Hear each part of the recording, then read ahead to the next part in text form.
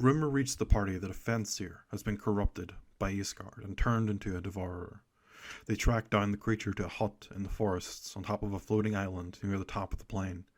They surround the building, and during noon, the party's wizard casts Shatter on the shoddy roof, causing it to cave in and expose the building to sunlight. From within, the party hears clamouring and screaming. The cleric kicks down the door to find the petrified corpses of 4 humanoid Fensir and 1 large Raka. The party is safe, for now. They quickly pull out pickaxes from their bag of holding and start piece by piece destroying the statues. Today's video is on the Fensir. Firstly, what does Bigby tell us about them? Well, a long time ago, a gang of trolls were led to Isgard by frost giants. They hoped to conquer the plane to win the god Anam's favour. The plane of Isgard has a strange quirk where any creature slain there regenerates at dawn. This made the incursion by the trolls and giants doomed to fail, and they still fight on to this day. The magical rebirth changed the biology of the trolls and caused them to morph in what we now call Fensirs. The Fensirs don't look like conventional trolls. They retain their noses and their skin is faintly green, but they more resemble a generic giant. They also have hypersensitivity to sunlight and can't regenerate in the sun. Appearance-wise, the creatures vary in shape and size, but are generally found wearing and wielding typical Isgard weapons and armour. What about mechanics? Well, presented in the book are 2 variants on Fensir, the Skirmisher and the Devourer. The Devourer is a Fensir who is at least 1,000 years old and has been warped by the plane to grow to a height of 25 feet. The size difference is shown in the book's art, with the Devourer on the right and the generic Fensir on the left. The plane of Isgard warped the Devourers so much so that they are no longer giants, but instead celestials. Both of the Fensir presented in the book possesses the typical troll regeneration of 10 HP per round, provided they weren't hit by fire or acid damage. But there's another clause regarding their hypersensitivity to sunlight, where they don't regenerate in sunlight. Sunlight sensitivity also causes them to become petrified when they're in direct sunlight, unless they make a con save. The CR8 Fensir Devourer has a melee attack called Rend, which does an average of 21 damage. As a comparison, is 2 more than equals CR8 Young Copper Dragon. The Devourer also has a limited use ranged attack called a Boulder, which averages 18 on a hit. The book says to roll a d6, and on a d4 lower, the Devourer runs out of ammunition, which is a very strange, and I don't really recall creatures and ammo being restricted like this before.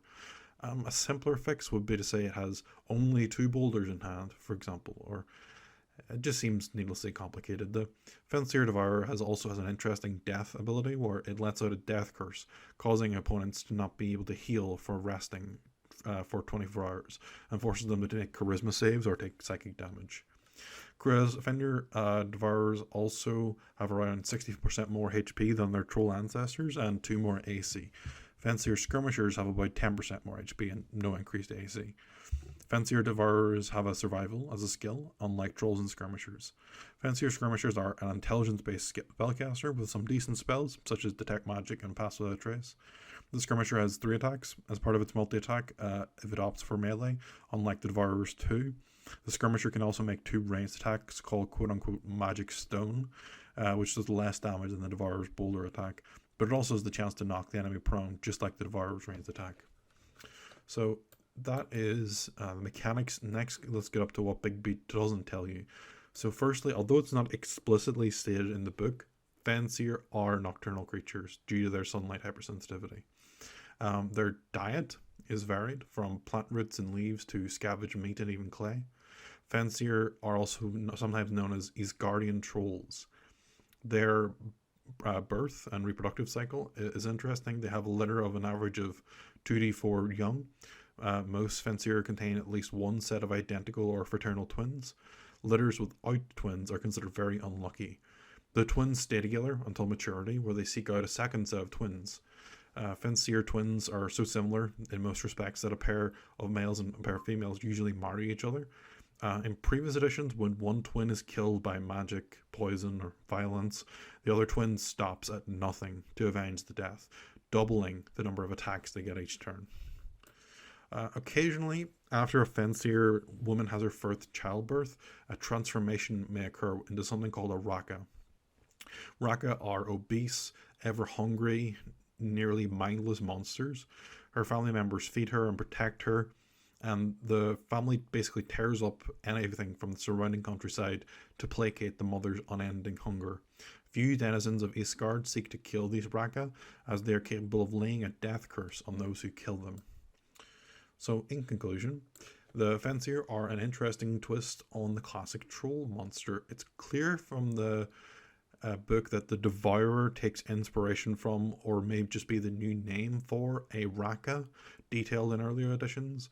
The difference being that any gender of Fensir can change into a Raka slash Devourer after 1,000 years in Isgard, which I suppose simplifies the lore a bit. I'm neutral on this change. The Devourer's ranged attack still bugs me, and how awkwardly it's written. Just assume infinite ammo like most players do, or if you want to get limits, make it a recharge like a Dragon's Breath or like the Skirmisher mud to stone ability.